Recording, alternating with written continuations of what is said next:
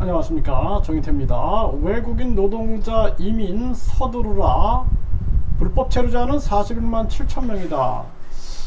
이 외국인 노동자 이민을 서두르라, 이렇게 무디스에서 제안을 했는데요. 한국은 외국인 노동자 이민을 서두르라, 무디스에서 권고를 했다. 서울신문에서 보도하고 있습니다. 그래서 한국이 이 노동자 이민 장려를 계속 권고받고 있는 그러한 정황인데요. 그런데 이제 이런 갈등들이 생기고 있어요. 외국인 노동자가 늘었지만 농촌의 인력난, 고임금은 여전하다라는 것입니다. 그래서 외국인 노동자가 뭐 각종 제조업 분야도 있지만 이렇게 농어촌 분야에서도 이렇게 활동을 하고 있는 거죠. 그래서 이러한 부분들,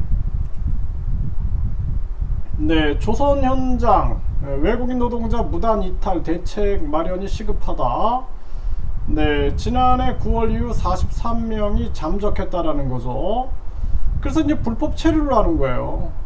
그래서 한국에 이미 외국인들 네트워크가 다 형성이 되어 있습니다. 뭐 태국인들, 뭐 베트남인들, 뭐 미얀마인들 다 형성이 되어 있어서 그 속에서 이미 직업 소개라든지 이러한 부분들이 다 이루어지고 있어요. 이게 불법 직업 소개, 뭐 이러한 부분들이죠. 그렇기 때문에 우리가 단순하게 생각할 문제가 아니다라는 거예요. 이러한 문제가 계속 나오고 있고, 농촌에서는 외국인 노동자 배정을 놓고 살인까지 일어났다라는 거예요. 인력난이 심각하고 웃돈을 요구하면서 이런 일들이 지금 벌어지고 있는 게 현실이고, 숙련공들이 다 떠났다. 한산한 나주 외국인 노동자 거주지. 외국인 노동자 거주지에 사람들이 많이 있다가 불법 체류자 입단 단속, 그리고 임금이 11만원 제한에 유출이 심화되면서 결국에는 기술 인력도 부족하고 농번기에 농가는 한숨을 쉬고 있다는 거예요. 우리나라 지금 경제가 심각한 문제입니다. 이 정치꾼들이 전혀 느끼지 못하고 있지만 이러한 중소기업이나 또는 농어촌 쪽에는 이런 인력 문제, 또 외국인과의 갈등 문제가 심각한 문제로 드러나고 있는 거고, 갑자기 외국인 가사노동자 싸니까 우리 아이 맡기라고요? 그런데 이 외국인 가사노동자 뭐 100만원, 70만원 얘기가 나오고 있는데, 이분들이 들어와 가지고 이미 네트워크가 다 형성이 돼 있어요. 내가 여기서 100만원 받을까, 아니면 공장 가서 200만원, 300만원 받을까, 그쪽으로 다 이동한다라는 거예요. 그렇기 때문에 지금 현재 이 외국인 계절 근로자 또는 외국인 노동자 정황을 보게 되면은 이런 일이 벌어지고 있구나. 심지어는 외국인 유학생들도 이 일자리를 찾아서 이탈하고 있구나. 그리고 이것이 하나의 뭐 멀쩡한 학생들도 들어왔는데 뭐 다들 그냥 불법 체류해서 돈 벌고 있는데 나는 또 왜 괜히 공부하고 있나, 돈 벌어가지고 그냥 가면 되지, 이런 생각을 하게 되면은 결국에는 그 직업 소개 시장에 노출돼 가지고 그렇게 그냥 휩쓸려 가게 되는 것입니다. 이러한 상황들이 지금 벌어지고 있는 거고, 외국인 계절 근로자 이탈 막아라. 지금 이런 게 이슈가 되고 있는 거예요. 이런 게 이탈해서 불법 체류. 이 심지어는 도의원이 나서서 외국인 관광객 불법 체류 대책 세워라. 그러니까 이 관광객들도 관광객으로 위장해 가지고 불법 체류하는 거예요.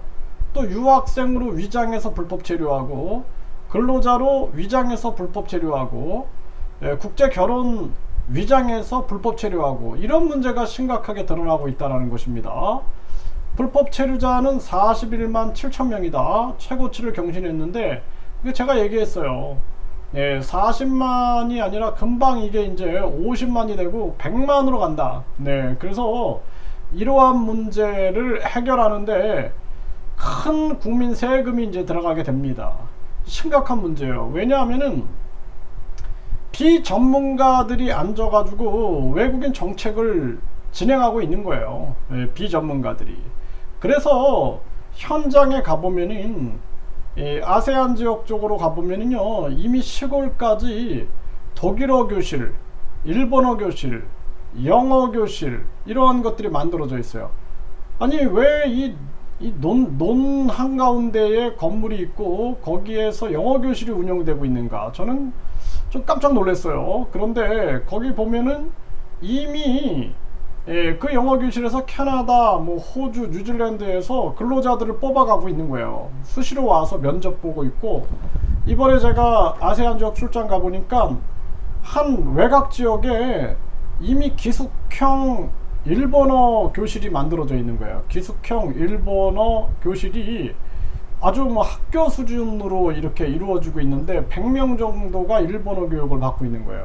그래서 일본어 교육을 받고 일본 기업에서 수시로 와가지고 뭐 도시락 공장에서도 오고 호텔에서도 오고 또 일반 공장에서도 와서 면접을 보고 바로 데려가는 겁니다. 이렇게 이러한 시스템들이 이미 만들어져 있어요. 한국은 지금 우물안 개구리 생각을 하고 있는 거예요. 우물안 개구리 생각.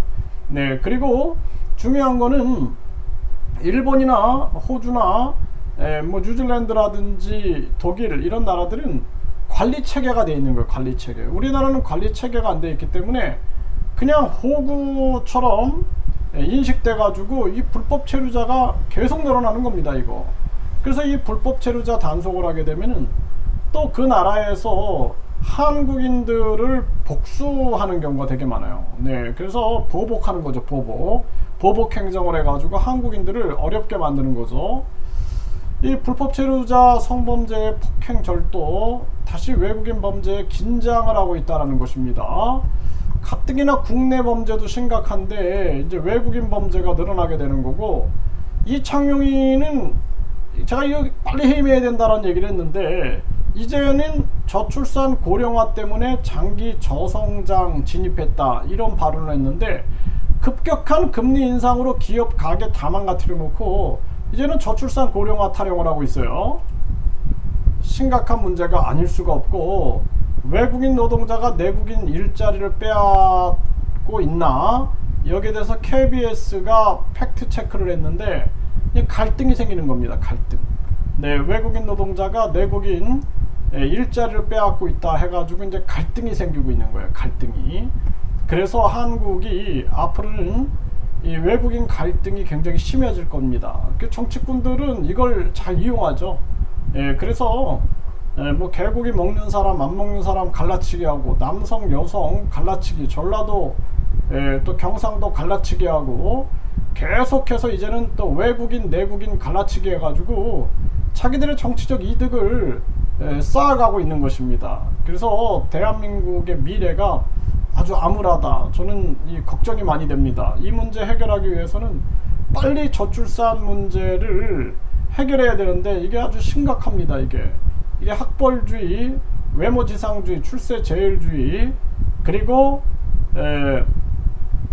황금 만능주의를 없애야 되고, 특히나 학벌주의를 없애서 부모와 자녀들이 행복하게 살아갈 수 있는 환경을 만든다라는 것이 너무나 중요한 부분들이다. 그리고 이 한국은 이 지방 소멸 문제 해결하기 위해서, 저출산 문제 해결하기 위해서 이 직접 지원 문제, 직접 지원을 통해서 사심없이 국민들에게 직접 지원해 줄 수 있는 시스템을 갖추고, 빨리 지금 상황에서는 최저임금을 폐지하고 국민 건의금 제도를 시행해 가지고 국민들이 국민 건의금을 받으면서, 그러면서 전국으로 흩어질 수 있는 그러한 시스템을 갖추지 않으면 안 됩니다. 근데 이 정치꾼놈들은 나라가 망해가도 자기들 특권만 누리려고 하지 나라 걱정을 하지 않아요.